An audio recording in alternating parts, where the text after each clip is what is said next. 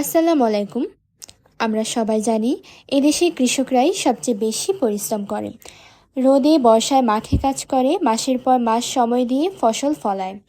কিন্তু দুঃখের বিষয় হলো ফসল বিক্রির সময় এসে সবচেয়ে কম দামটা পায় এই কৃষকরাই। কারণ মাঝখানে থাকে দালাল, বাজারের অনিশ্চয়তা আর ন্যায্য দামের অভাব। এই সমস্যাগুলো দেখেই আমাদের একটা প্রশ্ন মাথায় আসে, কৃষক কি নিজের ফসলের দামের সিদ্ধান্ত নিজে নিতে পারে না?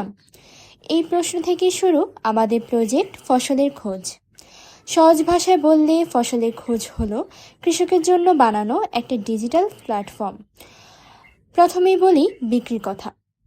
ফসলের খোঁজ ব্যবহার করে কৃষক তার ফসল নিজের ঠিক করা দামে সরাসরি ব্যবসায়ীর কাছে বিক্রি করতে পারবে। এখানে কোনো দালাল নেই, কোনো বাড়তি ঝামেলা নেই। কৃষক নিজেই ঠিক করবে তার ফসলের দাম কত হবে। এবার আসি পানির বিষয়ে। অনেক সময় কৃষক বুঝতে পারে না মাঠে পানি ঠিক আছে নাকি পানির পরিমাণ কমে গেছে। ফসলের খোঁজের স্মার্ট সিস্টেম জমিতে পানির পরিমাণ মাপবে। যদি পানি কমে যায় তাহলে পাম্প নিজে থেকেই চালু হয়ে যাবে, মানে কৃষককে বারবার মাঠে গিয়ে চেক করতে হবে না। সময় আর পরিশ্রম দুটোই বাঁচবে। এবার আসি সবচেয়ে গুরুত্বপূর্ণ বিষয়ে, ফসলের রোগ। ফসলে কোনো সমস্যা হলে আগে কৃষককে ছুটতে হতো এজন সেজনের কাছে। ঠিক সমাধান পাওয়া যেত না অনেক সময়। এখন আর সেই চিন্তা নেই।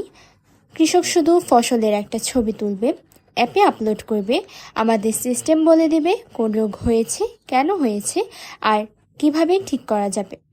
যে ওষুধ লাগবে সেটাও এখান থেকে সহজভাবে সংগ্রহ করা যাবে। এই পুরো প্রজেক্ট বানানোর সময় আমরা একটা কথা মাথায় রেখেছি, প্রযুক্তি কৃষকের জন্য হবে, কৃষক প্রযুক্তির জন্য না। কোনো কঠিন ভাষা না, কোনো জটিল নিয়ম না, সব কিছু সহজ, পরিষ্কার আর ব্যবহারযোগ্য। ফসলের খোঁজ শুধু একটা অ্যাপ না, এটা কৃষকের পাশে দাঁড়ানোর একটা ছোট্ট চেষ্টা, যাতে কৃষক নিজের ফসলের ন্যায্য দাম পায়, কম খরচে বেশি ফলন পায়, আর সবচেয়ে বড় কথা নিজের সিদ্ধান্ত নিজেই নিতে পারে।